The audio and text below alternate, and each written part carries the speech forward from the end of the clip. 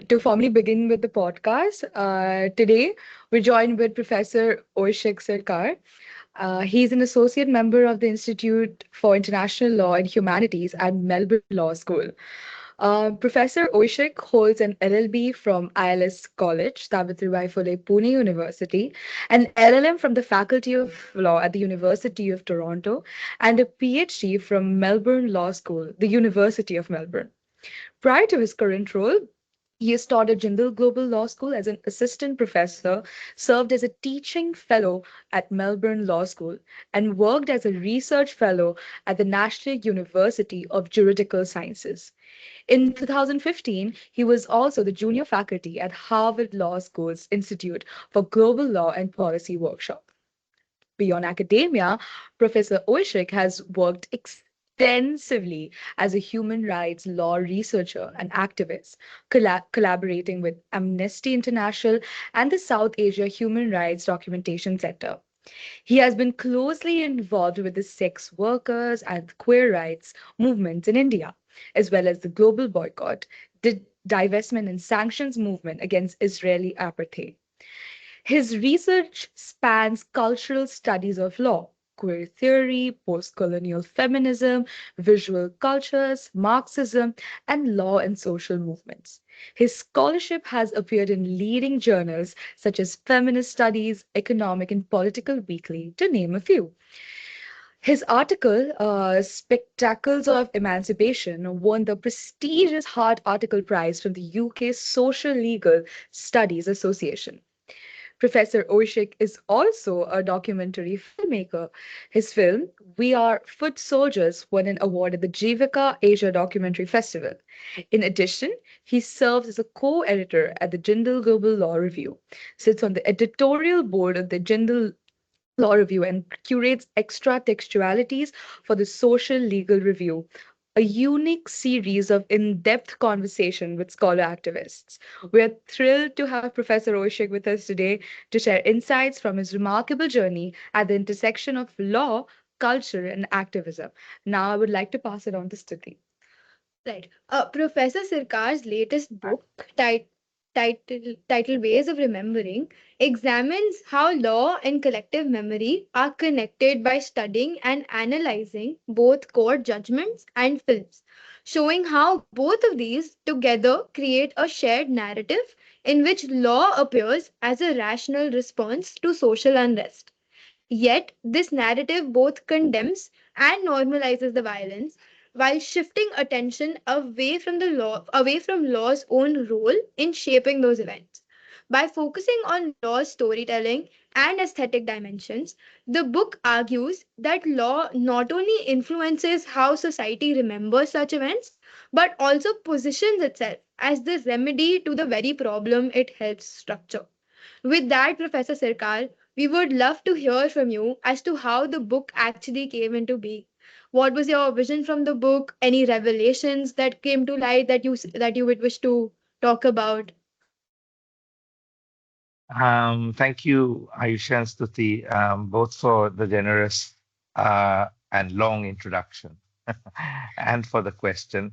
I just wanted to add a, word of correction.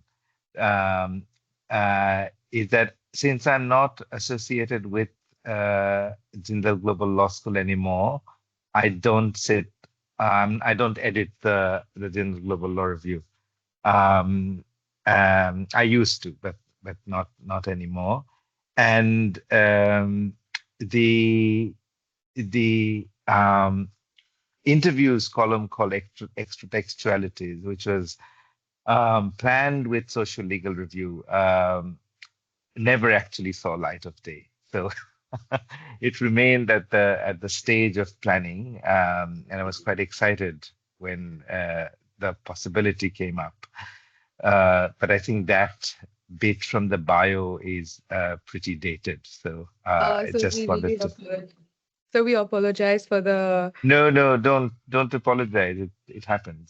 But I yeah. thought I'll just, in case somebody was wondering whether I'm still editing JGLR, I just wanted to say I'm not. Okay. Just wanted to say something else before I continue. which is that a couple of things. One is that you might hear a baby cry in the background. That's all right. So, uh, you know, it's, I can't do anything about it. That's Uh, totally It's understandable. all right, so definitely. uh, that's the first thing. The second is, I do want to begin with thanking all of you at this podcast series. Uh, uh, Rahila, who coordinates it as a faculty, but all of you as students at BITS Law as well. Not only the fact that you are continuously, doing these wonderful conversations and putting them out, but I also want to congratulate you because it's quite an effort to read the books of the authors who you're interviewing alongside, the pressures of law school studies. So it's quite something. I don't think I could have ever done that, taken time out to read, full books. Anyway, so to return to the question, uh, the the the book in the form that it's been published was written as part of my PhD thesis at Melbourne Law School. But the book, without even me knowing that it will ever become one, has a far longer journey that started much before the PhD. So in 2002, when the anti-Muslim pogrom started in Gujarat, I was in the final year of law school and in Pune, and I was also closely associated with the South Asia Human Rights Documentation Center in Delhi, where I had interned with Ravi Nair, one of my mentors in human rights work. Sorry, and Ravi Nair and the SHRDC put together a fact-finding team of lawyers to go to Ahmedabad and collect victim testimonies. And one of the objectives of that fact-finding team was to use those victim testimonies to be able to file a private criminal complaint, um, uh, uh, a particular provision in the CRPC that is not very regularly used. So that's the reason, I went to Ahmedabad, and it, in a certain sense, changed my life because for the first time I felt that all the legal education that I've been been imbibing through law school was absolutely of no use in the face of the complete breakdown of law and order that I witnessed. Of course, it was also an impressionable age. I'd never actually seen firsthand what it means to be amongst people whose lives, livelihoods, and families have been so completely ravaged and plundered with impunity. And so the impact of that visit was so powerful that I decided to become a human rights lawyer. And that impact stayed with me for, through all the work that I did. And then finally, when I stopped being a human rights lawyer and became a full-time academic, and it was time for me to do a PhD, I thought that I wanted to return to that formative moment in my journey as a legal researcher, Um, but uh, alongside what happened in 2002 and the impact it had on me as a law student, there was something else that I remembered quite, strongly from that time that I spent in Ahmedabad, which is that every day when I would take an auto rickshaw from the Judge's Bungalow Road where I was staying with, you know, relatives of a friend, which was an upmarket area on the side of the Sabarmati, which, if you were there, you didn't feel like anything had happened to this city.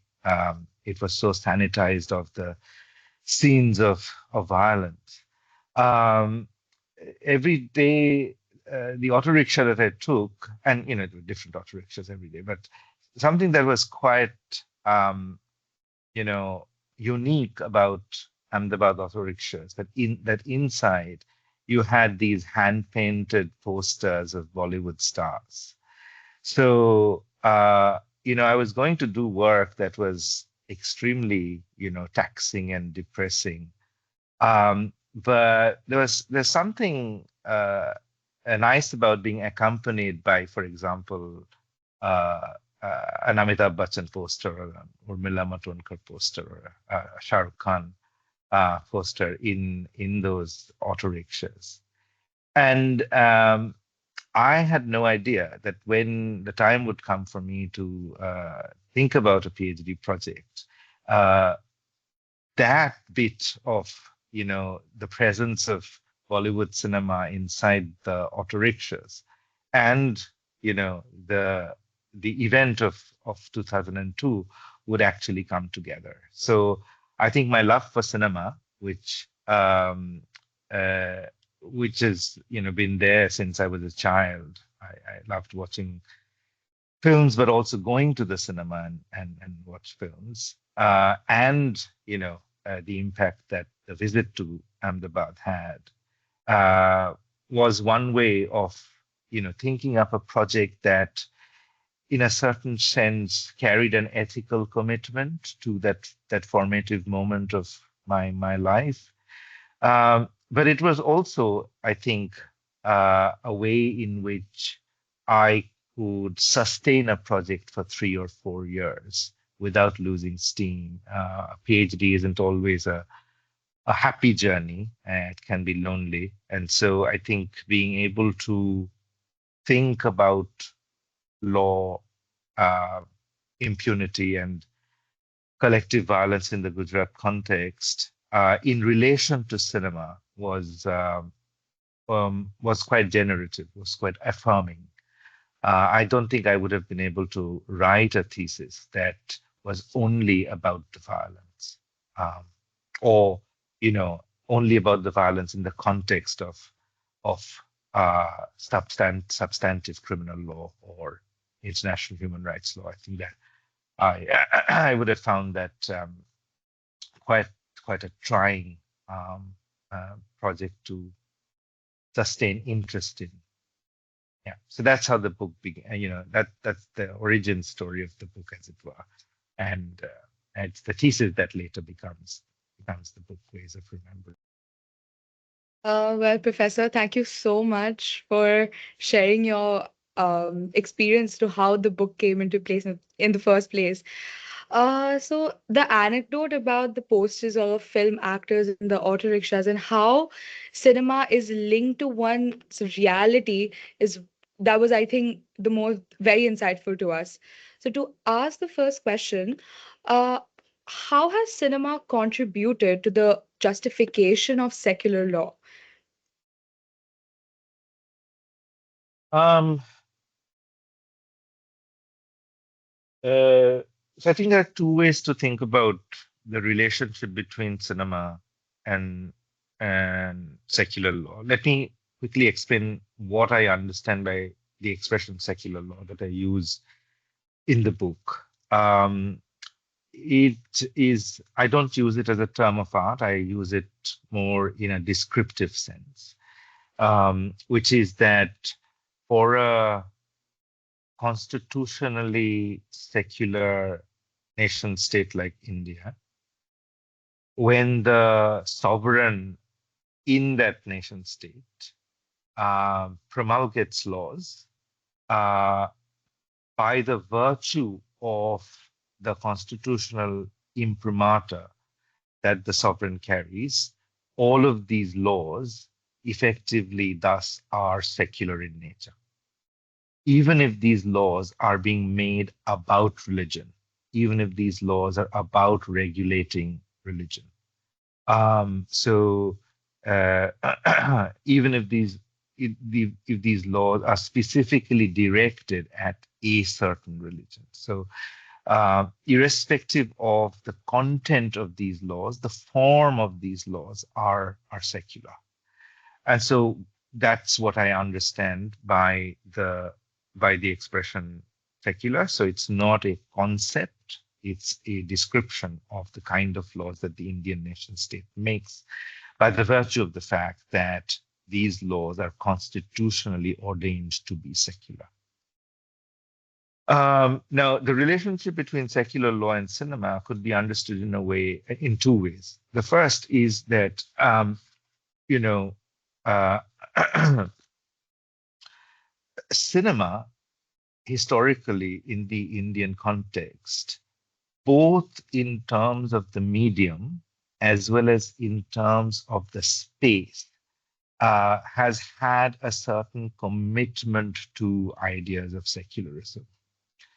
And here, I understand secularism as sarvadharma sambhava, meaning that all religions are possible under this constitutional arrangement.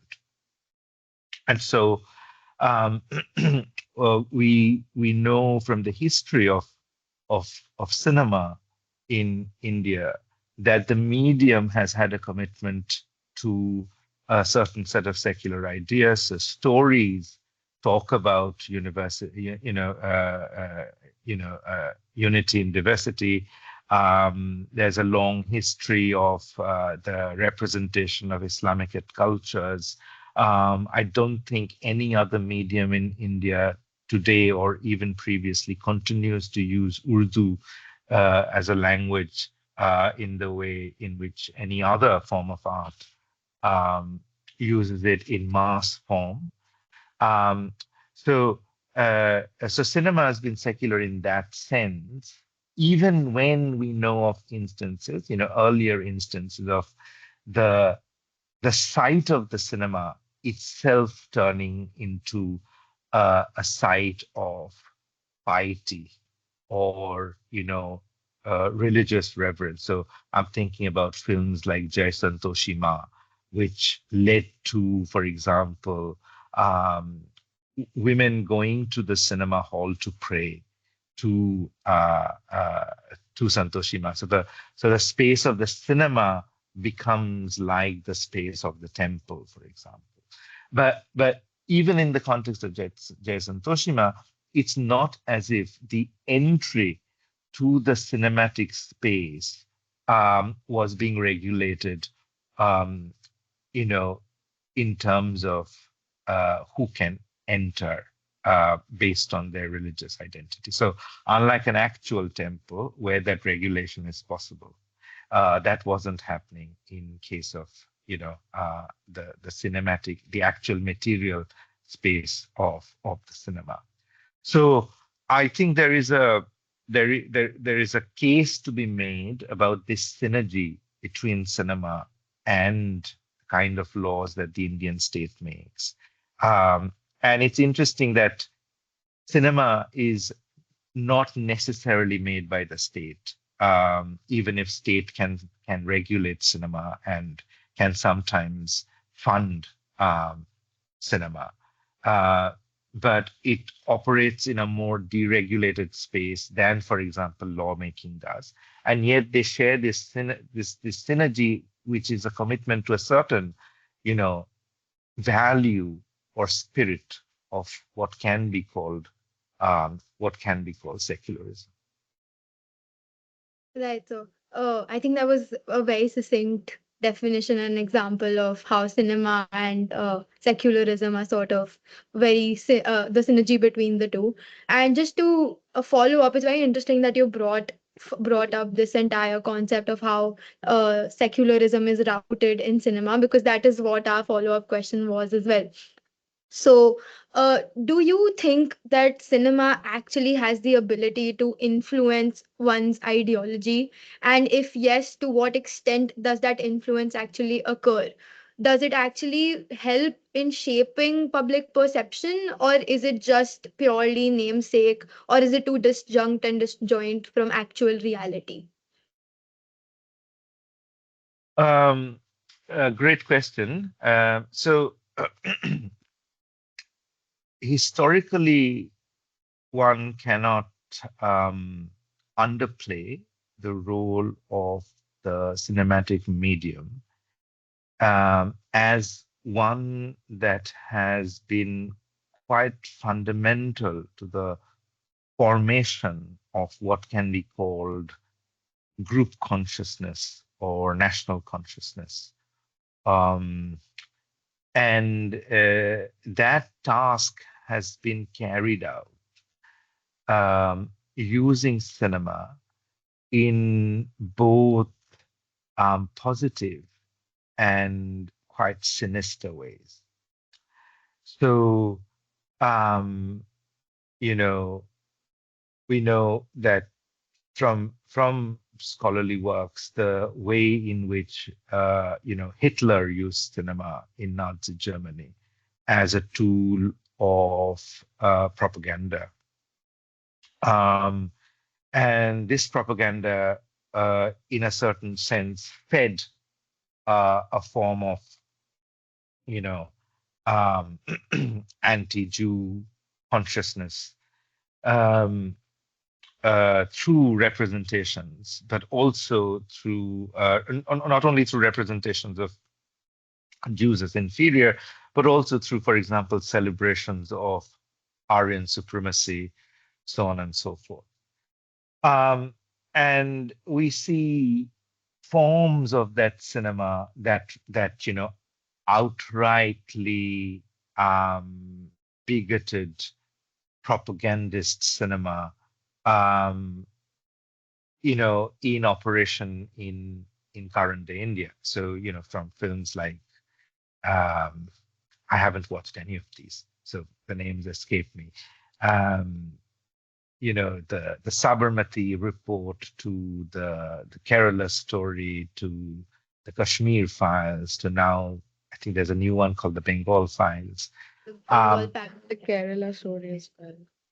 right. So these are very much in line with uh, a particular form of propagandist film making with an objective of producing clear ideas of who is the the evil figure who has to be targeted and annihilated. Um, but you know, it's quite obvious in propagandist films as to what their agenda is. It's far less obvious in films that don't come to us as propaganda, that don't speak in the language of propaganda, but perform a similar task.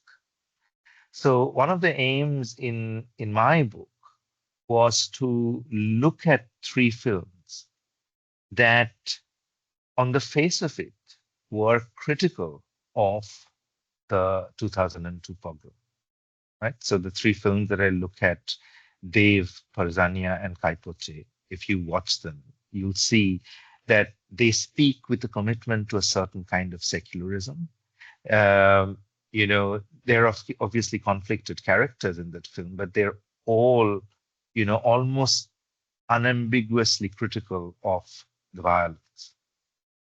And yet, as I try and demonstrate in the book, that sometimes even a commitment to a certain kind of secularism might strengthen the project of,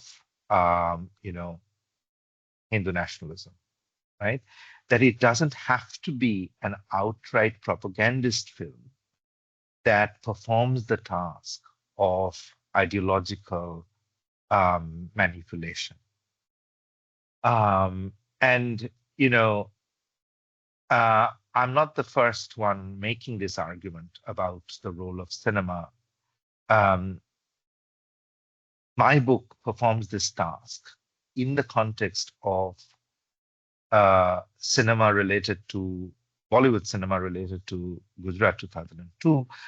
But, for example, scholars who've been writing about Bombay cinema, especially Bombay cinema historically that has been, filmed in Kashmir or has kind of been focused on Kashmir, celebrating the beauty of Kashmir, for example, has for a very long time played this, unstated propagandist role of presenting Kashmir as an integral part of India without, paying attention to the demands for self-determination that have been around for a long time. But not only that, also with regard to the history of, the promised plebiscite. So I'm, it's far easier to look at overtly propagandist films and say, this is propaganda, this is ideological manipulation, but it's far difficult to identify cinema that performs the task of ideological manipulation or shaping of ideology in the language of progressivism. So one that is committed to secularism, to free speech, and yet, in a certain sense, produces ideas and imaginations that strengthen the very structures that produce the kind of hierarchies and oppressions that we are living through today. Well, Professor, it was quite interesting to know how the way Hitler used cinema to feed public propaganda. And that brings us to our last question, which is, do you think that the relationship between law and cinema can be considered as cyclical, and specifically as to how does cinema affect the subconscious of judges, and how do judgments, particularly those that validate societal values, societal events, influence cinema? So I cannot provide an empirical answer to this question because I haven't gone around asking judges the question about, does cinema influence your judgment? Right. I think judges have had a difficult relationship with cinema generally in the Indian context. The history of cinema censorship in India will show that, if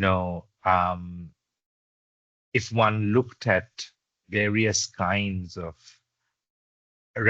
artistic representations, like writing, theater, painting, sculpture, and cinema, the history of censorship in India tells us that judges have expressed most concern about the cinema as carrying a certain kind of special quality to influence people that these other artistic mediums don't carry, right? So in a certain sense, and it is not specific to the history of censorship in India alone, but in other parts of the world as well, where judges have been most suspicious of the moving image, as if the moving image carries something that is particularly insidious in comparison to other kinds of artistic representations that the law wants to regulate. um, so, uh, so that's one way in which one could think about the role that cinema has played in the judicial imagination, and that role has been of um, worry, of making judges uncomfortable. Uh, um, and for that reason, sometimes when courts are not able to regulate the cinematic image, regulate the moving image, they take recourse to forms of metaphorical articulation that separate the cinema from the law. So I'll take a reference from my book. So this book is about law and cinema, and I look at the way in which both the cinematic archive and the legal archive come together to produce different ways of remembering Gujarat 2002. And so there's one chapter dedicated to an analysis of these three films that I previously mentioned. But the other key chapter in the film is a detailed analysis of a landmark criminal trial related to Gujarat 2002, which is the Best Bakery trial. And, I'm not going to go into details of the discussion of the trial itself, but I do want to, point to the fact that one of the judgments in this long trial, made a comment about how the fact that there was so much of political manipulation in the lower courts in Gujarat, and the Supreme Court berated the courts in Gujarat by saying that this is not a mock trial like it happens in the movies. So in a certain sense, the Supreme Court was trying to present the site of adjudication as something that is not contaminated by fiction, right? So cinema is the site of fiction. That is where you can have mock trials. Whereas, an actual court of law is a site that is committed to the idea of truth, something higher, right, than the frivolity of film watching, for example. And what the book in fact tries to show by reading the texts of the judgment and the texts of the films together is to show that this clean distinction between fact and fiction actually fall away in the way in which judges themselves perform the act of judicial interpretation and judicial reasoning. That they are very much driven by manufactured ideas of history, which are nothing less than fictitious. So cinema as a medium through which fictional stories are told are in fact turned into a certain kind of scapegoat by judges. Now, having said that, I do also want to say that if we look back on the last few days or months of the tenure of our previous Chief Justice, Justice Chandrachud, and it was very much in the papers that he started organizing these film screenings for all Supreme Court judges as a way to sensitize them to a whole range of social issues, and I think there was a screening of Sitare Zameen that he had organized, or maybe even which was the film that Amir Khan produced. It was Sitare Zameen. Yeah. So, so we see now. This is the point with which I want to end my response, which is that we see that in the space of the court, as a sitting Chief Justice, it's not as if you are not paying attention to this really important medium called cinema, but the attention is always outside of the actual proceedings of the courtroom, right? So you want judges to watch films, you want filmmakers to come to the site of the Supreme Court, but it is an additional activity. Now, in a certain sense, this coming together and yet not coming together of law and cinema is how our law school curriculum is also organized as, right? So, and I'm not just referring to cinema here, but any other aesthetic or any other conventionally aesthetic medium, like literature, for example. So it's true that a lot of law teachers use these, they use cinema or they use literature in their courses. But you would never have a statute or a case law, the kind of value that you'll put on a statute or a case law.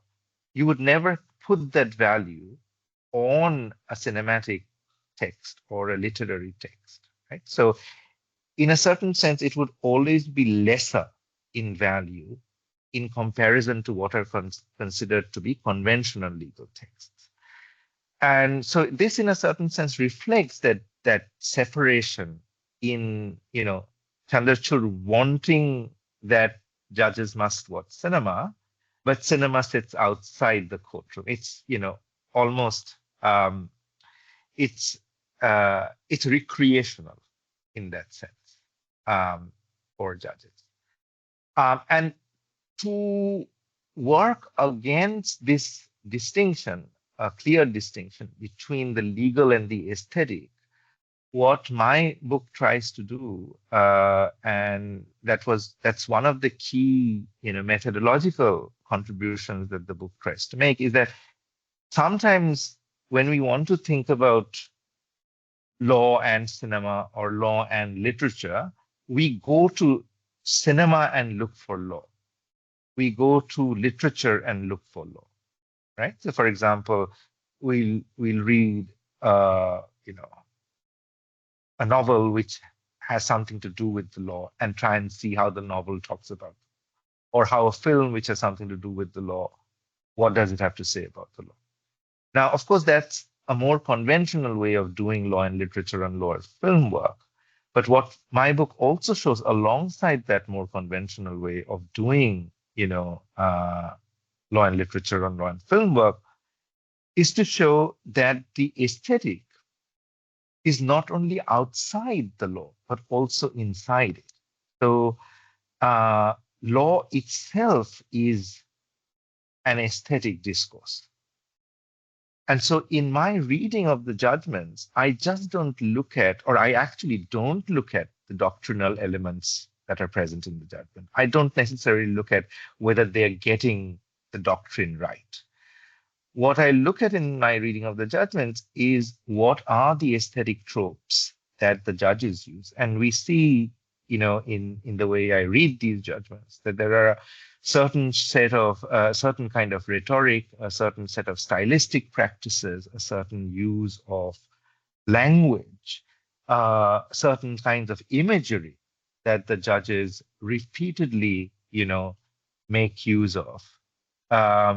Which are the kinds of devices that you would use in the production of aesthetic material.